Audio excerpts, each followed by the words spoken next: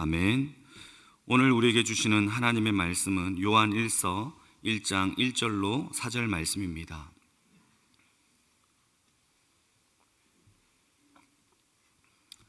저와 함께 교독하시겠습니다.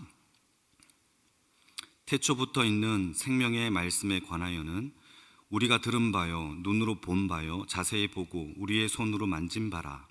이 생명이 나타내신 바 된지라. 이 영원한 생명을 우리가 보았고 증언하여 너희에게 전하노니 이는 아버지와 함께 계시다가 우리에게 나타내신 바 되시니라.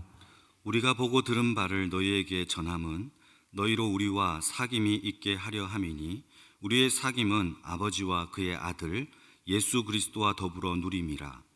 우리가 이것을 쓰면 우리의 기쁨이 충만하게 하려 함이라. 아멘.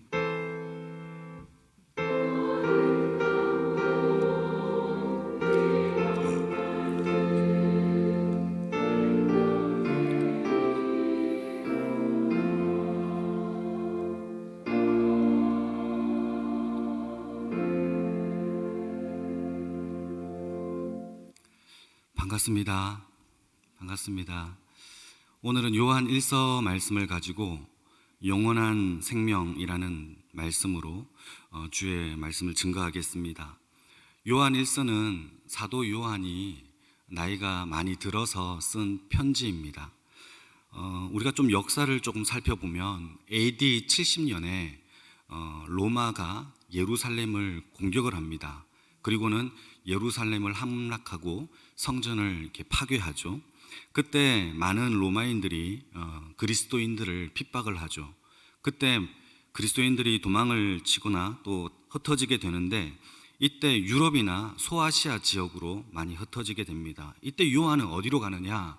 에베소라는 지역으로 피하게 되고 그곳에서 편지를 쓰는데 이것이 바로 요한 1서 편지입니다. 이렇게 로마에 의해서 예루살렘이 멸망을 당하잖아요. 멸망을 당하고 성전이 파괴된 이후에는 성전의 중심이 예루살렘 성전의 중심이 이동을 하게 됩니다. 다시 말해서 예루살렘이 성전의 신앙의 중심이었다면 이제는 유럽이나 소아시아로 많은 그리스도인들이 피하였기 때문에 그곳으로 신앙의 중심이 이전을 하게 되는데 그 이전의 중심지가 바로 에페소라는 지역이 있는 지금의 터키죠.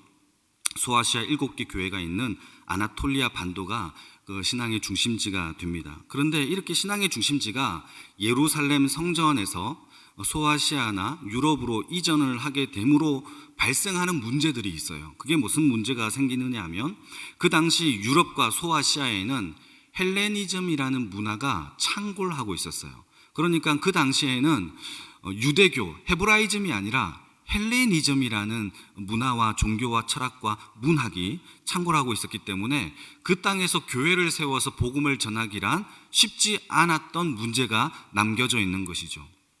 그런데 이 헬레니즘인 문화가 어떤 내용이 담겨져 있느냐 하면 거기에는 종교 혼합주의, 그리스의 알렉산더 대왕이 종교 혼합 정책을 펼쳤습니다. 많은 민족을 혼합 정책을 펼쳤을 때 종교도 혼합주의로 펼쳐지게 돼요. 그리고 헬레니즘 문화 가운데서 철학이 발달하게 되는데 이 철학 중에서 이원론, 이분법, 이원론적 사고 방식이 많이 팽배해지게 되고 또 영지주의가 이렇게 생기게 됩니다.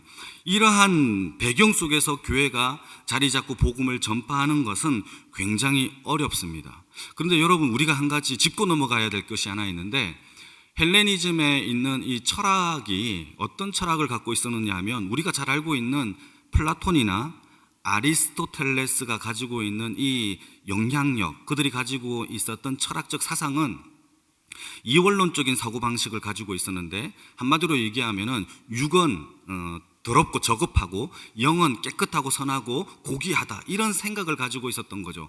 다시 말해서 현존하는 이 존재는 다 좀 저급한 것이고 보이지 않는 영적인 세계, 정말 실체는 정말 좋은 것이다 라고 이야기하는 이분법적인 사고방식입니다. 이것이 그들이 가지고 있었던 사고방식이죠. 그런데 문제는 이것이 21세기 신학에도 지금까지도 이러한 이분법적인 사고방식이 영향을 끼치고 있다라는 거예요.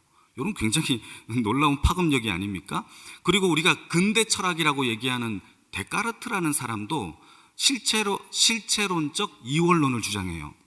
그는 육체의 실체와 영의 실체를, 두 개의 실체를 이런 걸로 존재를 철학을 한 것이죠. 뿐만 아니라 우리가 잘 알고 있는 성 아우구스티누스죠. 어거스틴이라는 사람도 영지주의, 다시 말해서 이분법적인 사고방식을 가지고 있는 마니교에 빠져서 그가 여기에서 헤어져 나오는 것을 고백한 것이 그의 고백록에 잘 기록되어져 있는 겁니다. 그러니까 그때 그 당시에 헬레니즘의 문화와 철학과 뿐만 아니라 이분법적인 사고방식, 영지주의가 얼마만큼 교회와 종교에 영향을 끼쳤는지를 우리는 한번 생각을 해봐야 합니다. 그리고 이 영지주의가 왜 기독교에 위협적이냐, 이것도 생각을 해봐야 되는데, 영지주의가 갖고 있는 큰 두 개의 틀이 있는데, 이 두 개의 틀이 무엇이냐면, 하나는 세계관입니다. 그들이 바라보는 눈의 세계관인데, 조금 전에 제가 언급했던 것처럼 그들이 세계관은 어떤 거냐 하면 육체는 더러운 거예요. 다시 말해서 보이는 이 현존은 다 더러운 거예요. 그리고 보이지 않는 영적인 것, 정말 절대자, 신적인 어떤 지식은 굉장히 고귀한 것이죠. 이런 이분법적인 사고방식을 가지고 있는 세계관이 있고, 여기에서 파생된 게 구원관인데, 이 구원관, 두 번째 큰 틀, 이 구원관은 이 땅에서는 구원받을 길이 없다라고 얘기하는 거죠. 육체는 더럽기 때문에 육체로는 어떤 것도 구원받을 수 없고, 영적인 지식, 절대자의 지식, 영혼에 대한 어떤 지식을 가지고 있어야 우리가 구원을 받는다라고 생각한 겁니다. 여러분, 지금까지 제가 설명한 이 내용이 왜 기독교에 위협적이느냐, 바로 이겁니다. 예수님이 하나님이신 그의 아들 예수가 이 땅에 오실 때 육체로 오셨죠. 그러니까 영지주의는 이거를 부정하는 거예요. 어떻게 영이신 하나님이 육체로 왔느냐, 이건 저급하다라고 그들은 생각을 했던 겁니다. 그리고 기독교의 핵심의 복음 가운데서 부활하신 예수님, 이 부활도 부정하는 것이죠. 어떻게 부활할 수 있느냐, 육체로 부활하는 것은 너무나 저급하다라고 그들이 이 성육신과 부활을 절대적으로 부정하는 것입니다. 이러한 사상이 교회에 침투되어 있고, 바울이나 다른 사람들이 복음을 전할 때마다 그거는 아우 저급한 구원이야 라고 이야기하는 그들의 사상 속에서 교회가 세워져 나가는 현실 속에 사도 요한이 이 편지를 쓰고 있다라는 것이죠. 그래서 그러한 영지주의자들을 향하여 요한 1서 2장 22절에 이렇게 기록하고 있습니다. 같이 한번 읽어보실까요? 자막을 좀 띄워주십시오. 같이 읽겠습니다. 시작. 거짓말하는 자가 누구냐? 예수께서 그리스도이심을 부인하는 자가 아니냐? 아버지와 아들을 부인하는 그가 저 그리스도니. 여러분, 그 당시에 이런 영지주의자들을 하나님의 아들 예수를 부인하는 자들이 많았고, 이들을 향하여 사도 요한은 아주 강하게 비판을 하죠. 적그리스도다라고 이야기하는 겁니다. 이러한 헬레니즘이라는 영향과 교회와 이런 아픔 속에 있는 이 성도들을 향하여서 혼합주의에 멍들고 또 이단의 공격과 영적인 침체 가운데 교회를 향하여 쓴 편지가 바로 요한 1서이고, 어떻게 하면 회복될 수 있느냐에 대한 내용이 담겨져 있는 책이 요한 1서입니다. 여러분, 요한 1서를 자세히 보게 되면 어떤 책이든지 이 책에 핵심적인 내용이 뭘까를 간단하게 파악하는 방법이 있어요.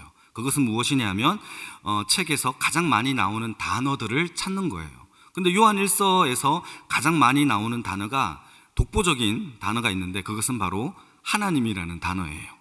하나님이라는 단어는 총 42번이나 등장하는데, 이 하나님이라는 단어는 다른 책에도 많이 등장하기 때문에 이게 주제가 크게 될 수는 없겠죠. 두 번째 단어를 찾아보니까 신약 성경에서 가장 많이 나오는 단어가 있는데, 독보적으로 제일 많이 나오는 단어가 있어요. 그것은 무엇이냐 하면은 30번이나 등장하는 사랑이라는 단어예요. 그러니까 요한 1서는 이런 내용이죠. 하나님이 사랑이시다라는 내용을 요한 1서를 향하여 전체적으로 아우르고 있는 내용이 바로 하나님은 사랑이시다의 내용인 요한 1서의 이야기라는 것이죠.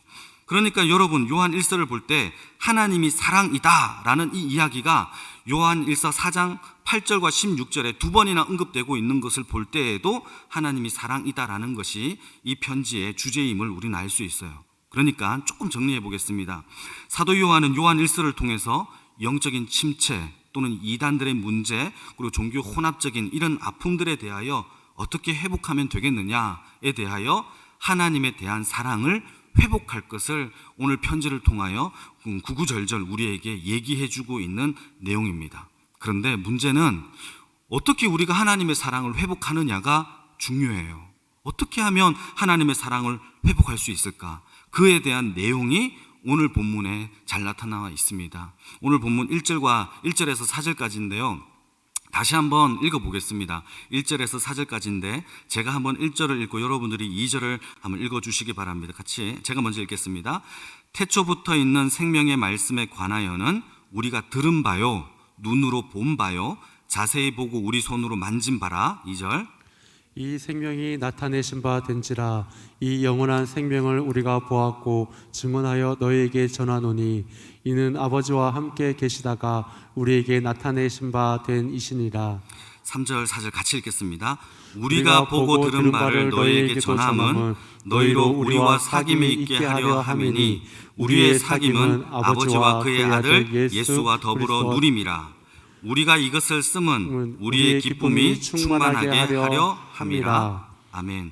여러분, 요한이 1절에서 4절까지 두 가지를 우리에게 얘기해 주고 있어요. 여러분 눈치를 채셨는지 모르겠지만 1절과 2절에서 언급하고 있는 것은 영원한 생명의 말씀을 전했다라고 두 번이나 얘기를 해요. 눈으로 보고 만지고 들은 바를 이 영원한 생명의 말씀을 전한다라고 두 번이나 연거푸 얘기합니다. 그러니까 첫 번째 비책은 뭐냐 하면은 영원한 생명의 말씀을 전하는 것으로 하나님의 사랑이 회복될 수 있다라는 것을 우리에게 얘기해 주고 있고, 두 번째 하나님의 사랑을 회복하는 두 번째 방법은 성도와 하나님과의 교제가 일어나야 한다라는 거죠. 이게 바로 두 번째 방법입니다. 오늘은 이 두 가지를 얘기할 겁니다. 첫 번째, 하나님의 영원한 생명의 말씀부터 한번 살펴보도록 하겠습니다. 요한의 글을 자세히 보게 되면 이 요한의 글은 요한 복음도 마찬가지겠지만 요한 일서도 공통점이 있어요. 서론이 없어요. 원래 편지에는 그동안 잘 지내셨습니까? 안녕하셨습니까? 이런 인사말이 있어야 되잖아요. 그런데 요한 일서가 편지임에도 불구하고 인사말이 없어요. 다짜고짜 본론부터 시작합니다. 태초부터 있는 생명의 말씀에 관하여 라고 이렇게 얘기하죠. 그런데 요한복음에도 똑같아요. 똑같이 태초에 있는 하나님의 말씀에 대하여 언급을 하고 있는 겁니다. 그러니까 요한의 편지에는 서론이 없다라는 내용이 공통점이고, 보통 편지를 쓸 때는 인사말이 있지만 바로 본론부터 시작하는 겁니다. 먼저 요한복음 1장 1절을 같이 한번 읽어보도록 하겠습니다. 똑같은 내용인데요. 요한복음 1장 1절인데 같이 읽겠습니다. 시작. 태초에 말씀이 계시니라. 이 말씀이 하나님과 함께 계셨으니 이 말씀은 곧 하나님이시라. 2절도 읽겠습니다. 14절입니다. 제가 잘못했습니다. 14절을 같이 읽겠습니다. 요한복음 1장 1절과 14절 시작. 말씀이 육신이 되어 우리 가운데 계심에 우리가 그의 영광을 보니 아버지의 독생자의 영광이요 은혜와 진리가 충만하더라. 아멘. 여러분, 요한 1장 1절과 2절의 말씀이 있는 내용과 요한복음 1장과 14절에 있는 내용이 거의 흡사합니다. 제가 다시 한번 읽어볼게요. 태초에 말씀이 계시니라. 이 말씀이 하나님과 함께 계셨으니 이 말씀은 곧 하나님이시라. 그리고 이 말씀이 육신이 되어 나타나셨는데 우리 가운데 거하심에 우리가 그의 영광을 보니 아버지의 누구의 영광이다? 독생자의 영광이다. 은혜와 진리가 충만하더라 라고 얘기하면서 하나님의 말씀이 예수 그리스도의 진리와 영광이다 라고 이야기해 주고 있는 겁니다. 여러분, 요한은 우리에게 신앙을 다시 회복하는 것, 영적인 침체와 아픔 가운데서 회복하는 것을 무엇이라고 설명하고 있느냐 하면, 요한이 보고 들은 바, 만진 바를 그 영원하신 생명의 말씀을 증거하고 전하는 것으로 우리의 신앙이 회복되어질 수 있다라고 얘기해 주고 있습니다. 그리고 그 말씀이 누구냐? 바로 생명의 말씀이신 예수 그리스도의 복음이다라고 이야기하는 거죠. 사랑하는 성도 여러분, 영적인 침체와 위기와 이단의 공격과 아픔 가운데서 우리가 회복되어질 수 있는 유일하게 필요한 것은 어떤 다른 방법이나 다른 어떤 대안이 필요한 것이 아니라, 요한은 이렇게 설명합니다. 처음부터 우리가 들었고 만지고 또 우리가 본 바인 예수 그리스도의 생명의 말씀을 증거하는 것으로 우리가 회복된다라고 말하는 겁니다. 여러분, 이것이 우리가 첫 번째 하나님의 사랑을 회복하는 길입니다. 그리고 이것을 2번이나 언급을 하고 있어요. 창세기에 보게 되면 하나님이 인간을 지으실 때 흙으로 사람을 빚습니다. 그리고 그 코에 하나님의 생기를 불어넣으시죠. 그리고는 살아있는 생명이 되었대요. 그런데 이 생명이 우리 안에 지어짐으로 말미암아 성경은 전도서 3장에는 하나님을 영혼을 사모하는 마음으로 하나님과 교제하게 되었다라고 성경은 설명합니다. 제가 한번 읽어드리겠습니다. 전도서 3장 11절 말씀인데요. 하나님이 모든 것을 지으시는 때에 그 때를 따라 아름답게 하셨고 또 사람들에게는 영원을 사모하는 마음을 주셨느니라. 여러분, 하나님이 모든 것을 지으실 때에 사람에게는 무엇을 만들어 주셨느냐 하면 영원을 사모하는 마음을 만들어 주셨다라고 이야기하고 있죠. 이때로부터 우리는 하나님과 사귐과 교제가 일어날 수 있게 되었다라는 겁니다. 죄송한데 물 좀 마시겠습니다. 계속 무기.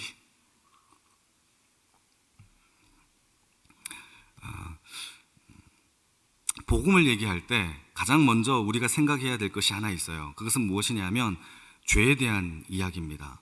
우리는 복음을 이야기할 때 자꾸 죄를 빼먹을 때가 많아요. 그러나 우리에게는 힘든 일이지만 이 죄에 대한 이야기는 반드시 이야기를 해야 합니다. 죄는 우리는 생각할 때 크고 작은 죄가 있다라고 생각해요. 여러분, 우리는 죄를 형량을 매기잖아요. 그래서 큰 죄, 작은 죄, 무거운 죄, 덜 무거운 죄 이렇게 생각을 해요. 근데 성경에는요, 그 죄에 대한 무게와 크기를 판단하지 못한다라고 얘기를 해요. 왜냐하면 모든 죄는 다 하나님을 대적하고 하나님과 원수 맺는 것으로 귀결돼요.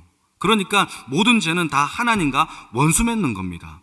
그러니까 크고 작은 죄가 있는 것이 아니에요. 덜 지은 죄, 많이 지은 죄 이런 게 성립될 수가 없기 때문이죠. 예컨대 여러분, 선악과를 먹지 말라라고 했던 하나님의 명령을 어긴 아담의 죄와 가인이 아벨을 죽인 살인 죄와 어떤 죄가 더 무거울까요? 이런 질문이 성립하지 않는다라는 거예요. 하나님 앞에는. 여러분, 모든 죄는 다 하나님과 원수를 맺기 때문입니다. 이렇게 죄가 우리에게 들어왔을 때 하나님이 지으신 그 생명 안으로 이 죄가 우리의 생명으로 들어와서 우리의 생명을 죽였던 사건이 바로 죄의 사건입니다. 여러분, 죄는 다 하나님과 원수를 맺고 우리의 생명에 들어와 생명을 죽인 사건입니다. 죄가 껌딱지처럼 우리에게 붙어 있다라고 생각하면 안 돼요. 우리의 근본이고 우리의 생명 그 자체에 들어와 우리의 생명을 죽인 사건이 죄의 사건입니다. 그래서 우리는 성경적인 용어로 사망케 되었다라는 것이 성경의 메시지죠. 그 결과 우리는 하나님과 영원한 단절이 된 겁니다. 하나님과 끊어진 상태가 되어진 것이 바로 죄의 상태입니다. 물론 죄의 결과로 육신의 죽음도 당연히 결과를 나타낼 수 있지만, 그러나 더 심각한 것은 우리가 하나님을 스스로 찾을 수도 없고 하나님 앞에 스스로 구원을 이룰 수도 없는 전적으로 무능하고 전적으로 타락한 상태가 된 것이 죄인의 상태다라고 성경은 얘기합니다. 따라서 죄인된 인간은 우리 스스로 우리의 내부에서 우리 마음의 능력으로 하나님 앞에 구원을 이룰 수 없는 상태, 하나님을 스스로 찾을 수 없는 상태가 되었으니까 하나님이 우리 내부에서 만들어내는 구원이 아니라 외부에서 하나님의 독생자 아들 예수를 이 땅에 보내셔서 우리를 위하여, 우리의 모든 죄를 위하여 죄를 다 짊어지시고 십자가의 사건으로 우리의 죄값으로 예수의 생명값을 치르시면서 우리를 구원하신 사건이 바로 십자가의 복음인 거예요. 그게 영원하신 생명의 말씀의 복음이라는 겁니다. 즉 우리 내부에서는 어떠한 능력도 힘도 없으니까 외부에서 십자가의 구원으로 우리를 구원하신 사건인 거죠. 그래서 구원은 성경에 표현되기를 외부에서 왔기 때문에 은혜 또는 선물이라는 표현으로 많이 사용되어지는 겁니다. 에베소서 2장 8절 말씀을 제가 읽어드리겠습니다. 너희는 그 은혜에 의하여 믿음으로 말미암아 구원을 받았으니 이것은 너희에게서 난 것이 아니요 하나님의 선물이다. 여러분, 이것이 바로 우리가 받은 선물인 은혜의 구원입니다. 사도 바울도 이와 똑같은 표현을 썼어요. 어떤 표현을 썼느냐 하면 사도 바울은 접붙임이라는 단어를 썼어요. 접붙임. 여러분, 그 당시에 유대 땅에는 비가 많이 안 왔어요. 또 척박하고 태양도 강렬하니까 올리브 나무가 감람나무잖아요. 이 올리브 나무를 심었지만은 열매를 많이 맺지 못하는 경우가 되게 많이 많았대요. 그래서 열매가 없는 그 나무의 가지를 꺾어서 열매를 잘 맺는 나무의 가지에다가 접붙여서 열매를 맺게 하는 방식으로 올리브를 많이 거두었다라는 것이죠. 그때 성행했던 이 접붙임에 대하여 이 사도 바울은 이것을 표현을 써서 우리의 구원을 설명하는 것이 로마서에 나옵니다. 그가 어떤 표현을 썼느냐 하면은 그때 성행했던 이 접붙임을 가지고 우리는 바로 하나님 앞에 사망케 된 죄인들은 더 이상 열매를 맺을 수 없는 그 나무였기 때문에 그것을 꺾어다가 예수라는 나무에다가 접붙여서 예수님이 공급해 주시는 생명과 진액을 먹음으로 우리가 풍성한 열매를 맺게 되었다라고 말하는 것이 사도 바울이 얘기한 접붙임의 구원의 표현이었습니다.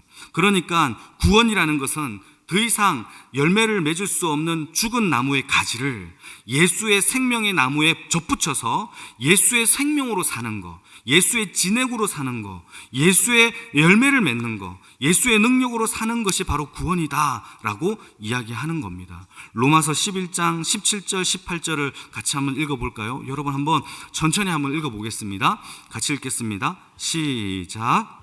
또한 가지 얼마가 꺾이었는데 돌 감람나무인 내가 그들 중에 접붙임이 되어 참 감람나무 뿌리에 진액을 함께 받는 자가 되었은즉 그 가지들을 향하여 자랑하지 말라. 자랑할지라도 내가 뿌리를 보존하는 것이 아니요 뿌리가 너를 보존하는 것이라. 아멘. 여러분, 가지가 얼마를 꺾였는데 돌 감람나무인 우리가 접붙임을 받아서 감람나무의 접붙임을 받았대요. 그래서 우리가 진액을 먹게 되게 되었는데 그 진액은 우리의 진액이 아니라 뿌리에서 공급하고 있는 예수의 진액이라고 얘기하고 있고, 그리고 열매를 맺기 시작했어요. 우리가 주렁주렁 열매를 맺기 시작했는데 그 가지를 자랑하지 말래요. 왜냐하면 이 가지가 자랑할 게 아니라 그 뿌리에서 공급함을 받았기 때문에 뿌리를 자랑하라라고 우리에게 얘기해 주고 있어요. 이것이 바로 우리가 받은 구원입니다. 구원은 우리에게서 능력이 아무것도 없어요. 오직 하나님의 능력이고 예수의 진액으로 공급을 받는 겁니다. 여러분, 하나님의 사랑을 회복하려면 우리의 정체성을 잘 알아야 돼요. 우리는 예수께 접붙임을 받은 주의 백성이다라는 사실을 우리가 깨달아야 됩니다. 예수께 딱 붙어있는 주의 인생이 될 때에 하나님의 사랑이 회복될 수 있어요. 여러분, 긴 코로나로 인해서 어쩌면 우리가 영적인 침체가 될 수 있겠고, 어쩌면 두려움과 걱정이 많이 생길 그런 시대에, 어쩌면 또 이단이 또 난무하고 있는 이 아픔의 시대에 우리가 하나님 앞에 다시 회복할 수 있고 하나님의 진액과 그 열정과 열망이 회복할 수 있는 모든 근거는 예수께 접붙임을 받는 그 은혜의 능력밖에 없다라는 사실입니다. 그 사랑이 다시 회복되어질 때에 하나님의 은혜와 능력으로 우리의 그 사랑이 충만하여질 줄로 믿습니다. 이게 바로 접붙임의 구원이라는 거죠. 세상에게 속지 마십시오. 세상은 우리를 속입니다. 세상은 정말 우리를 하나님 앞에 집중하지 못하도록 합니다. 여러분, 우리가 예를 들어서, 이것은 제가 얘기한 얘기가 아닙니다. 철학자 중에서 하이데거라는 사람이 얘기한 얘기인데요, 우리가 병이 들면 병원을 의지합니까? 하나님을 의지합니까? 이런 질문을 실질적으로 던졌어요. 존재와 시간이라는 책에서 우리가 병에 걸리면 병원을 의지합니까? 하나님을 의지합니까? 이렇게 질문을 던져요. 약을 의지합니까? 하나님을 의지합니까? 어찌 보면 우리는 약과 병원을 하나님보다 더 신뢰하는 신으로 섬기고 있지 않는가라고 이렇게 우리에게 질문을 던집니다.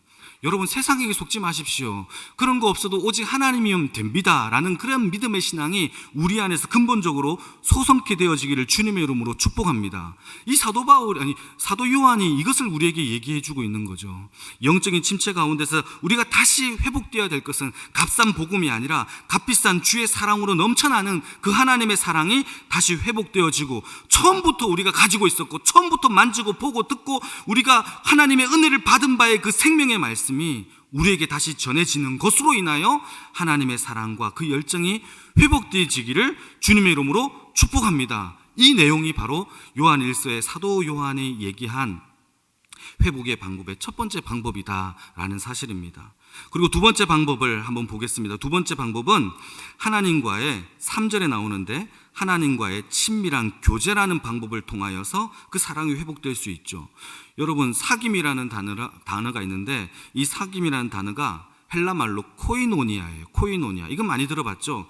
코이노니아인데 보통 세 가지 뜻이 있대요. 학자들이 코이노니아에는 세 가지 뜻이 있는데 첫 번째는 교제한다라는 뜻입니다. 이건 잘 알고 있죠? 코이노니아는 교제하다라는 뜻입니다.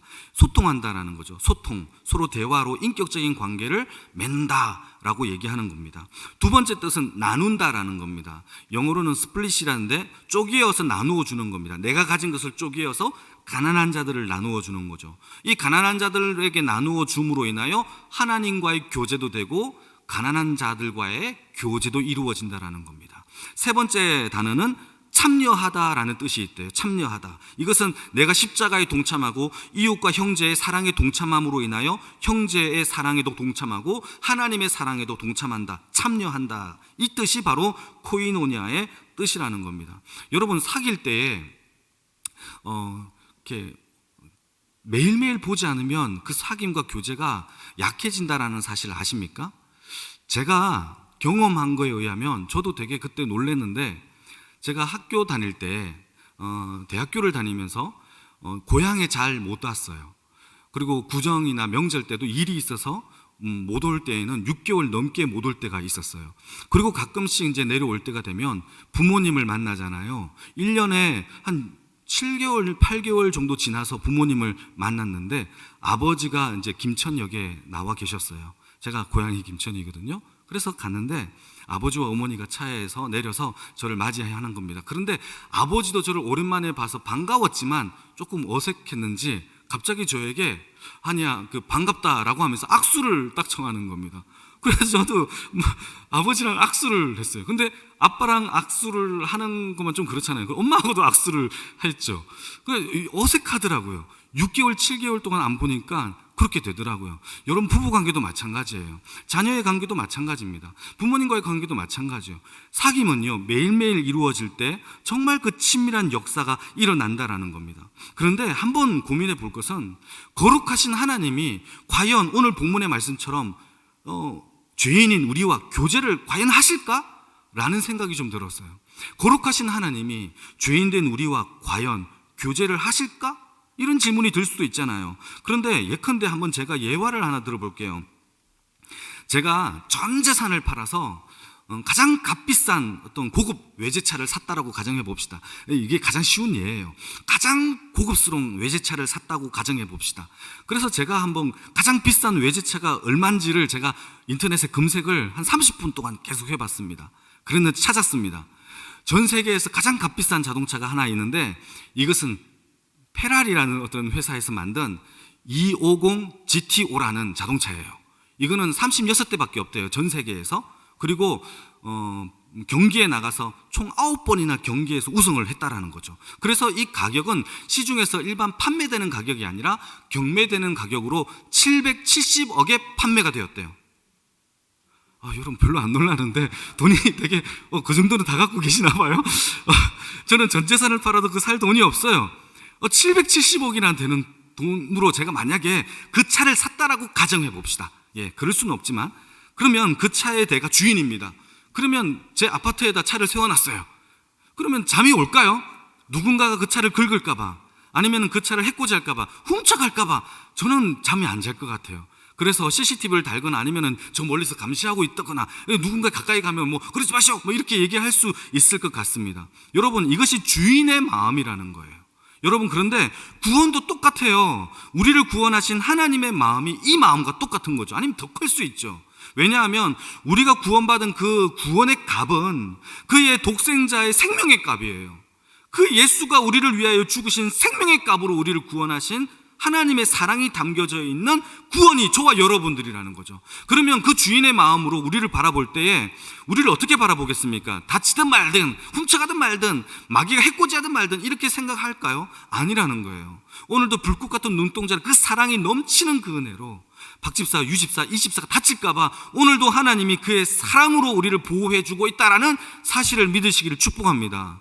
여기에서 그치지 않아요. 하나님은 그 사랑이 너무나 넘치셔서 우리 안에 성령을 주셨어요. 생명의 성령의 법을 우리에게 주셨어요.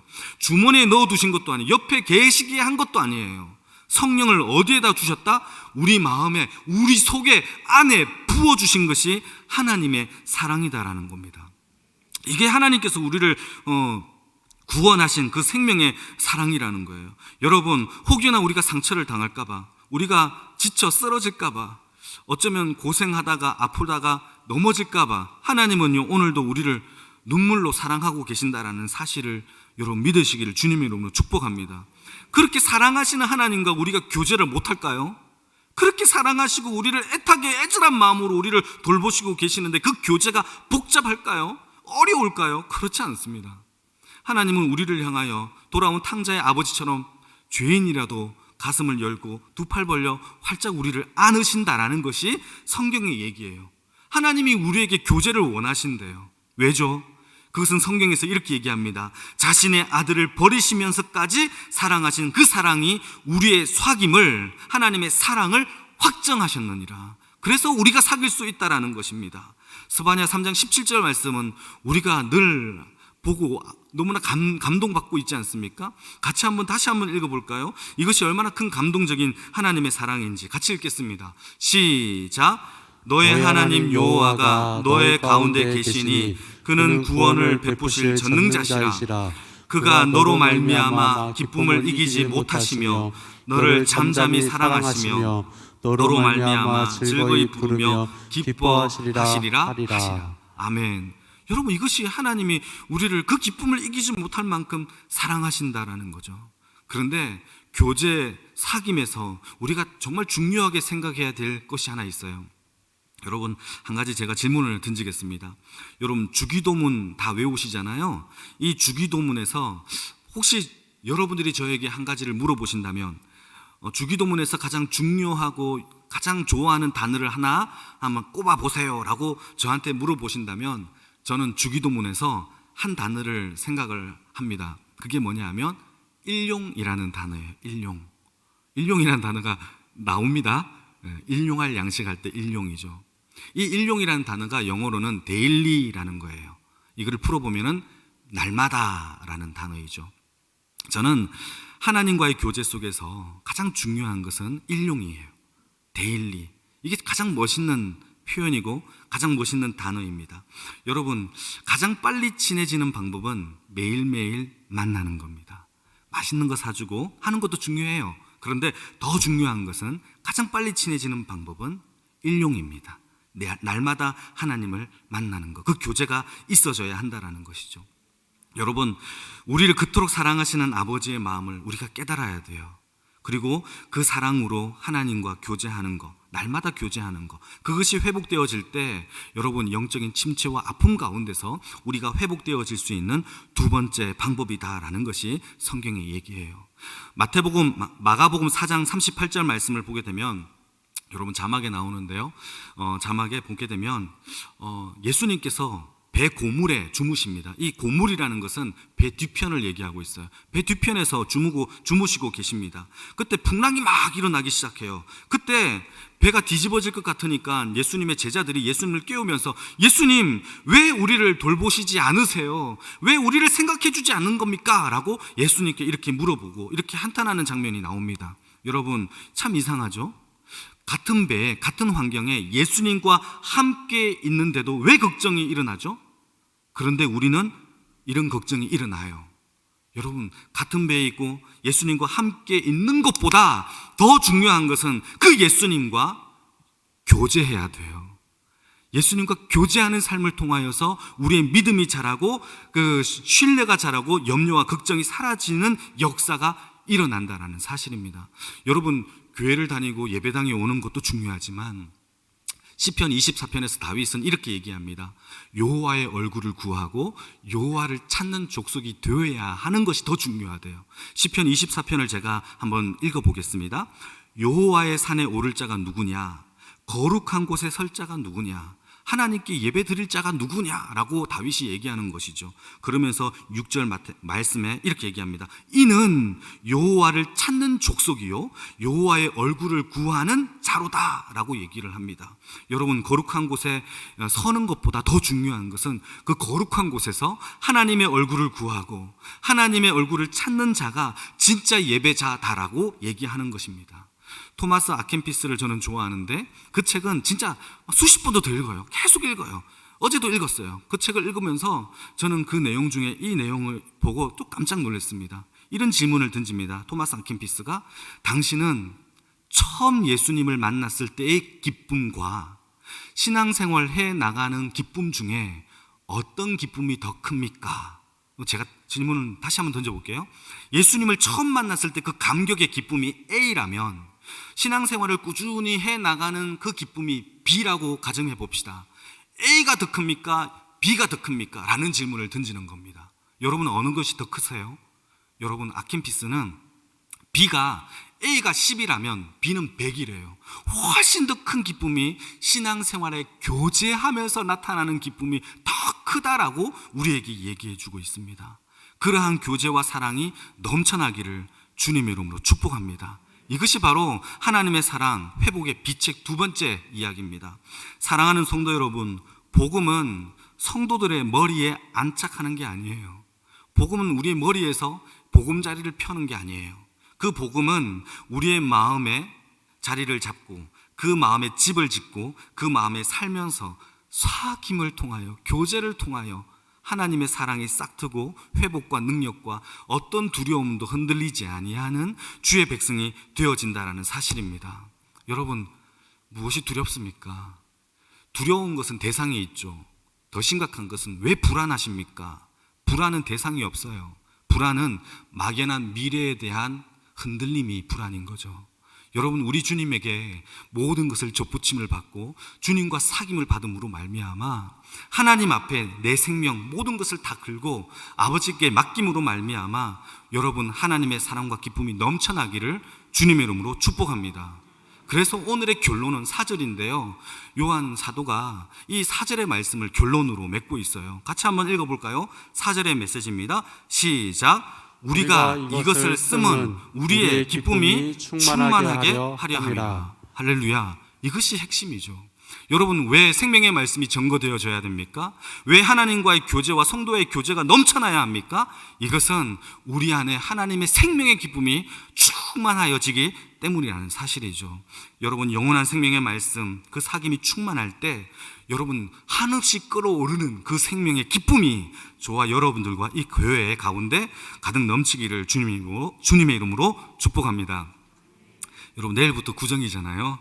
2021년도 새해가 또 시작되는 건데 2021년도에는 두려움과 걱정과 불안이 다 사라지고 오직 영원한 하나님의 말씀과 교제하시길 바랍니다. 좋아하는 사람과는 커피 마시는 걸 좋아하잖아요. 예수님과 커피 한 잔 마시는 매일매일의 하루의 교제가 우리의 삶 가운데서 넘쳐나길 바랍니다.